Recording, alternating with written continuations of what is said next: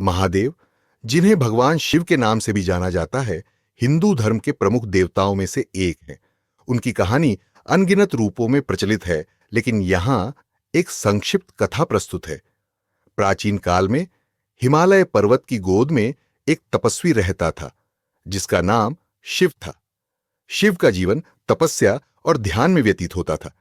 वे सृष्टि के रचयिता ब्रह्मा और पालनकर्ता विष्णु के साथ त्रिदेवों में से एक थे। शिव का निवास कैलाश पर्वत पर था, जहां वे अपनी पत्नी पार्वती और अपने गणों के साथ रहते थे। एक दिन देवताओं और असुरों के बीच समुद्र मंथन हुआ। इस मंथन से अमृत के साथ साथ विष भी निकला। विष इतना घातक था कि उसने पूरे संसार को संकट में डाल दिया। सभी देवता और असुर भयभीत हो गए और उन्होंने शिव से सहायता की प्रार्थना की।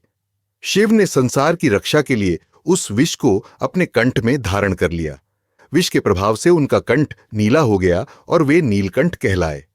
शिव की करुणा और त्याग की यह कथा हमें सिखाती है कि सच्चा बलिदान वही है जो दूसरों की भलाई के लिए किया जाए। शिव का जीवन हमें यह भी सिखाता है कि ध्यान और तपस्या के माध्यम से आत्मज्ञान प्राप्त किया जा सकता है।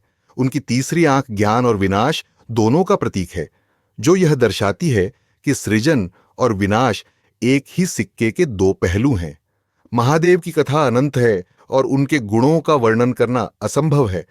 वे योगियों के योगी, भक्तों के आराध्य और संहारक के रूप में पूजनीय हैं। उनकी भक्ति में डूबे हुए लोग उन्हें भोलेनाथ, शंकर, महाकाल और अनेक नामों से पुकारते हैं।